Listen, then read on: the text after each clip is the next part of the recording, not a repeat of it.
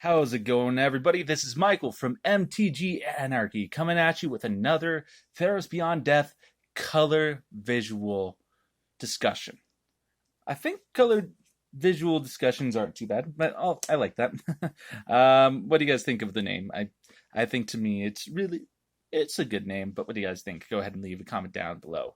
But anyways, we are going to go ahead and discuss with the colors of the commons and uncommons of what I currently have for the Theros Beyond Death for blue. Now, ultimately, I felt that blue was a pretty good type of play, especially when it comes to colors and stuff like that. But will these cards see actual play further on down the line, or what will happen? Today I'm just going to go ahead and give you my opinions on the cards that I've received in the color blue from Theros Beyond Death.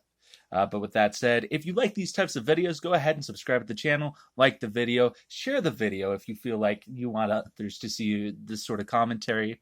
And yeah, with that said, let's just go ahead and jump into it. So, like I said earlier, we are just going to be focusing on the color blue. We've already focused on red and white and even black, but I feel like blue is another color that we should really look at. Of course, all of these have already been sorted, they've been organized, and so these are just the ones I have. If there's any that I missed, go ahead and let me know in the comments down below as well. But that said, like I said, let's just jump into it.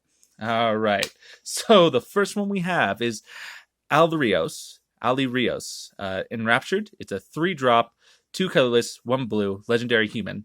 It enters the battlefield tapped. It doesn't untap during your untap step if you control a reflection. When it enters the battlefield, create a 3/2 blue reflection creature token. It's a 2/3. It's not bad of a card. Honestly, it gives you 2 dudes, although one's just going to go ahead and stay tapped until the other leaves. I don't know how much play it's going to see. Maybe a little bit, but possibly not much. Next up, we have Brine Giant. It's a 7-drop, 6 colorless, 1 blue giant. That's a 5/6, and this spell costs 1 less cast for each enchantment you control. Not bad. I think that if you have enough enchantments out on the field, you can get a 5/6 for 1 blue mana.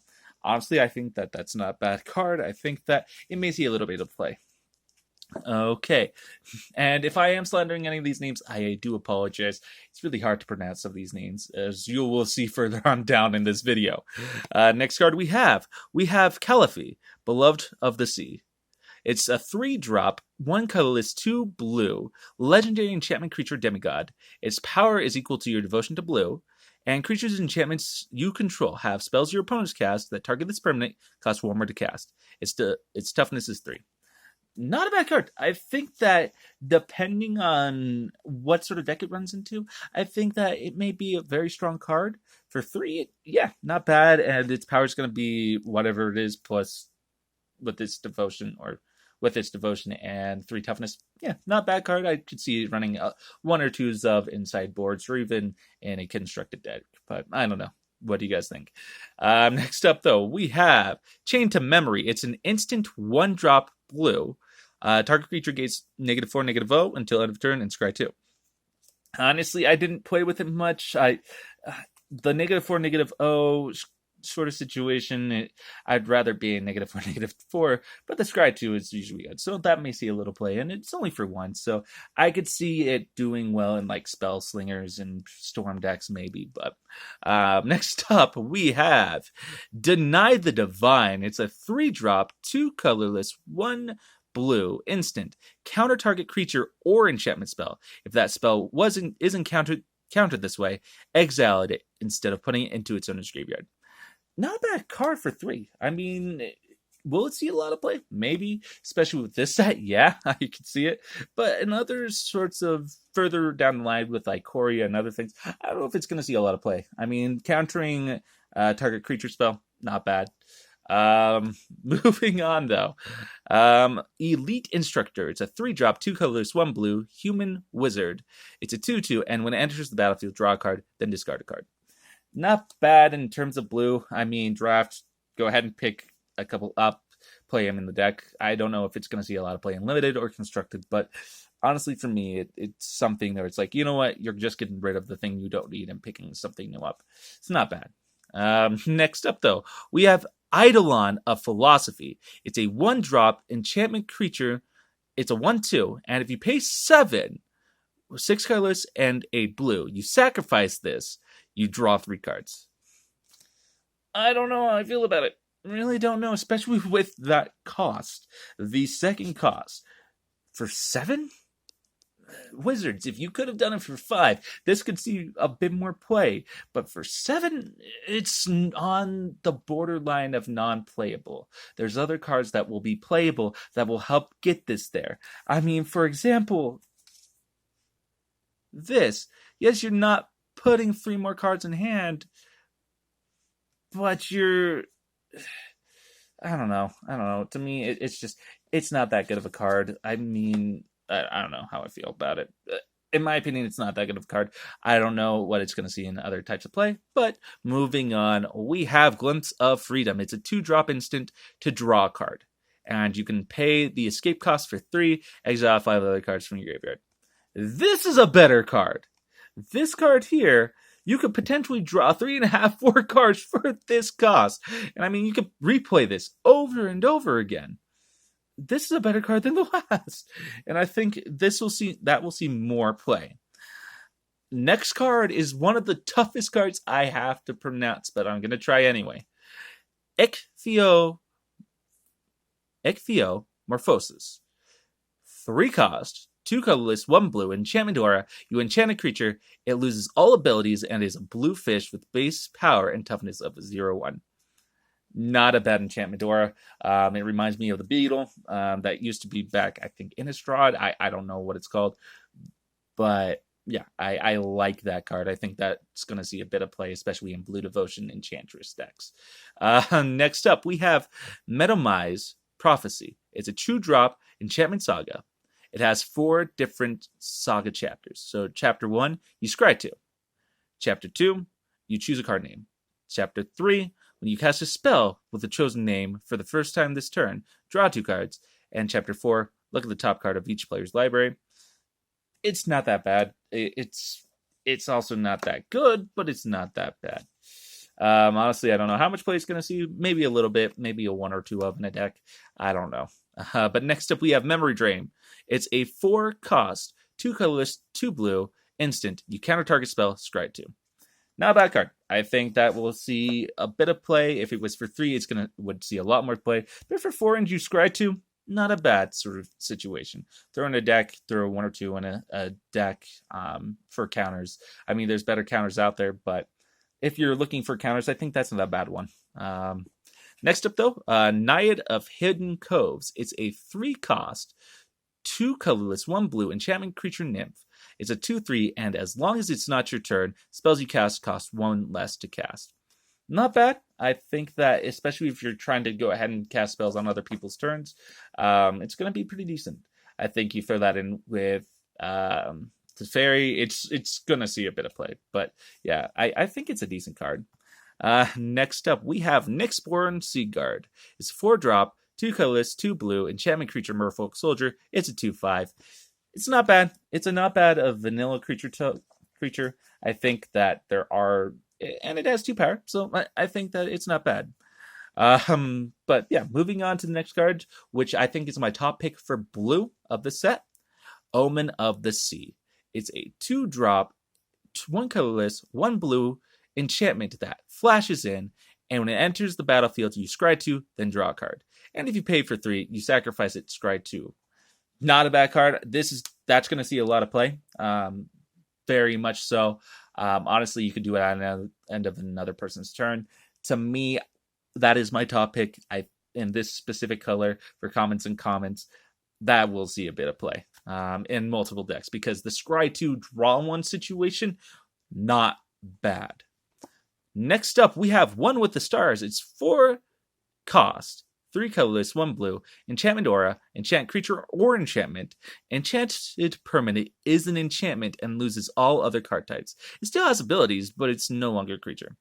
Not a bad card for 4. I like Ichthyomorphosis a little bit better than that one, because you turn it into fish and that thing dies. But yeah, I don't know. It may be a good card. You might see a little bit of play in constructed or limited, but I don't know. Next up, we have Riptide Turtle. It's a 2-drop creature turtle. It's 0/5. It has Flash and Defender. not bad. I actually like it. I think that to me it's good. I wish it also had reach, and you have a flying turtle, but yeah, it's not a bad card. I think you could see a bit of play, especially when you draft with it. It's a good defender card, so I like it. Next up, we have Sage of Mysteries. It's a 1-drop, 1 blue, so it's 1 blue. Human Wizard. It's a 0/2, and whenever an enchantment enters the battlefield under your control, target player puts the top 2 cards of their library into the graveyard. Not a bad card, actually, especially with Enchantress builds, especially if you want your opponents to mill. Honestly, to me, I think that's actually really good. I think that we'll see play in Enchantress decks, especially if they have blue in them. But yeah, I like that card. How much play it's going to see? It's a 0/2 sort of situation. And these abilities can stack. So maybe 3s of or 4s of in a deck, maybe for mill. But anyway, moving on. We have Sea God Scorn. It's a 6-drop, 4 colorless, 2 blue sorcery. Return up to 3 target creatures and or enchantments to their owner's hands. I don't know how much play that's going to see. If it was for 5, maybe, but 6, I don't know. I mean, bouncing things back to hand, not bad. Exiling would have been a lot better. Putting them into the graveyard would have been a lot better. But bouncing them, I mean, I don't know. But you are hitting enchantments and creatures, so maybe it might be a good card. Might see a little bit of play. I don't know for sure. Next up, we have Shimmer Wing Chimera. It's a 4-drop, 3 colorless, 1 blue, enchantment creature chimera. It's a 3/2, has flying, and at the beginning of your upkeep, return up to one other target enchantment you control to its owner's hands. I think that might actually be good with the Omen. The combination of the Omen, at least, because ultimately what you could potentially do to get through the deck, if I go ahead and go back, with Omen of the Sea, if you play these two, you're going to go through your library quite a bit with this one. You're going to look for what you need with this one. This just returns it back to hand, and honestly, you could keep going with it over and over again. I don't think it's that bad. I really think that combo might actually see a bit of play, but to me, it's possibly a good card, but I don't know. That's my opinion. Anyway, next up, we have the Shoal Kraken. It's a 5-drop, 4 colorless, 1 blue Kraken. It's a 3/5, and whenever it has Constellation, so whenever an enchantment enters the battlefield under your control, you may draw a card. If you do, discard a card. Not bad, 3/5. I mean, it's not a bad card. You still draw, you still discard something that you don't need. I mean, it may see a little bit of play, especially in Kraken-esque builds, but I don't know. I think the rare Kraken, where it's just if you draw, you pay 1, and then you get a 1/1 tentacle, that to me is a better sort of Kraken. But that can and will see play in a lot of different formats. Next up, we have Sleep of the Dead. It's a 1-drop sorcery for blue. Tap target creature. It doesn't untap during its controller's next untap step, and if you pay its escape cost for 2 and a blue, exile 3 other cards from your graveyard. Basically, it's not bad. If you have a lot of cards that in your graveyard, especially in Commander, you could just keep playing that over and over, keep having things tapped. I mean, it's not bad. I mean, it's not a bad card for 1 in the beginning, and then you're paying 3 to exile 3 other things. Yeah, I think that will see a bit of play. This is my second favorite card of the set for blue. When it comes to commons and uncommons, Starlit Mantle. It's 2, 1 colorless, 1 blue, enchantment aura, it has flash, enchant creature you control, and when it enters the battlefield, enchanted creature gains hexproof until the end of turn, and it has a +1/+1 counter, or it gets +1/+1. Not a bad enchantment. I like it. I think that'll see a bit of play, especially in standard format for things that are having hexproof until end of turn, so it eliminates a specific target. I think that's good. And especially with the flat sort of situation, that's good. If it came with escape, that would be more powerful. But yeah, I like how it is. Next up, we have Stern Dismissal. It's a 1-drop instant. Return target creature enchantment and opponent controls to its owner's hands. Actually, not bad. I don't think that's a bad card. I think that it's a bounce spell for 1, which you don't normally see, and it's creature or enchantment. So it's not hitting anything. It's not target permanent, but it's going to do the job, especially in the type of standard that's going to be with Theros Beyond Death. Next up, though, we have Stinging Lionfish. It's a 1 colorless, 1 blue enchantment creature fish, and whenever you cast your first spell during each opponent's turn, you may tap or untap target non-land permanent. Not bad. I think that especially when it comes to any sort of decks, I could see it in a couple, especially in like Modern or maybe even Commander, depending. But yeah, I think to me it's going to be cast in Storm-esque decks that you can play on other people's terms. But yeah, that's just my opinion. Next up, Sweet Oblivion. It's a 2-drop sorcery. Target player puts the top 4 cards of their library into their graveyard, and if you pay the escape cost 3 colors in a blue, exile 4 other cards from your graveyard. This will go ahead and keep going over and over. I like this card. I think that in Commander, especially with Mill, you're going to have this see a bit of play, and honestly, I want to run this in my Layla Mill sort of one, which I'll come out with a video for that one. But next up, Thirst for Meaning. It's a 3-drop, 2 colorless blue instant. Draw 3 cards, then discard 2 cards unless you discard an enchantment card. It's not that. It's kind of reminding me of a Brainstorm, except instead of going back to the library, it goes to the graveyard. Is it going to see a lot of play? I don't know. And you have to run that in Enchantress if you do. But I mean, it may be a good card for some. It may be for escape decks that run blue. I don't know. Next up, though, we have Threnody Singer. Yeah, Threnody Singer. It's a 2-drop, 1 colorless, 1 blue Siren. It has flash, flying. When it enters the battlefield, target creature an opponent controls gets -X, -0 until end of turn, where X is your devotion to blue. It's a 1/3. It's not bad. I mean, it's going to go ahead and help with those creatures that have that big enough power, and it goes with devotion decks, so it might see a little play here and there. And it's a 2-drop, 1/3 flying. With flash, yeah, I wouldn't sleep on that. I think that will see a little bit of play here and there, especially with blue devotion. Next up, we have Towering Wave Mystic. 2-drop, Merfolk Wizard. It's a 2/1, and whenever Towering Wave Mystic deals damage, target player puts that many cards from the top of their library into their graveyard. Not bad for Mill. I think that if it had flying, that would be so much more broken, but yeah, it's not bad. It's not a bad card. I think I like it, especially for blue, especially what it does for Mill. So, yeah, and it's going to hit people too for Mill. So, yeah, it's not bad. So, next up, we have Triton Wave Rider. It's a Merfolk Wizard. It's a 3/3. It costs 4, 3 colorless and a blue. It has Constellation. Whenever an enchantment enters the battlefield under your control, this gains flying until end of turn. So, Triton Wave Rider gains flying until end of turn. Not bad. I think that Enchantress decks are going to run it. I will see it. But yeah, I think it's not that bad of a card. Next up, though, we have Vexing Gull. 3-drop bird. It's a 2/2. It has flash and flying. Do not underestimate this card, especially in draft. Honestly, it's not that bad of a card. It will see play. In draft formats, limited, maybe constructed. Don't think so. But that's just my opinion there. Next up, we have Whirlwind Denial. It's a 3-cost, 2 colorless, 1 blue instant, and for each spell and ability your opponents control, counter it unless its controller pays 4. This is going to be a good counter spell. I think especially if something's on the stack, and it's a lot on the stack, yeah, that's going to see a bit of play.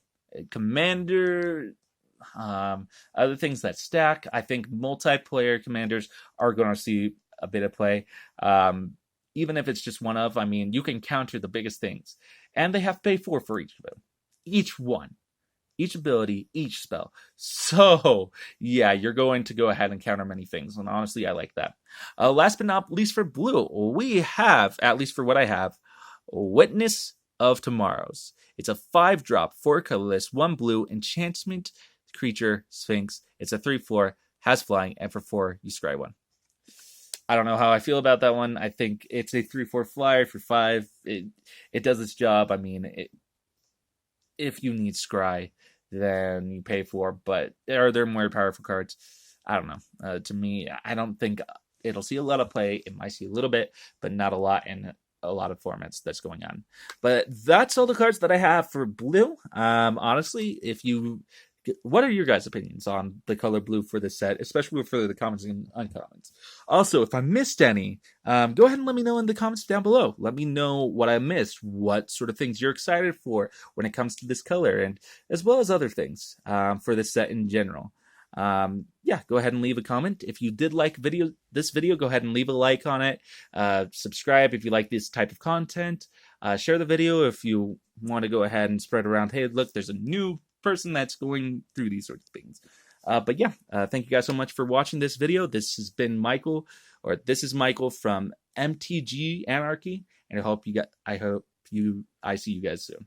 Thank you.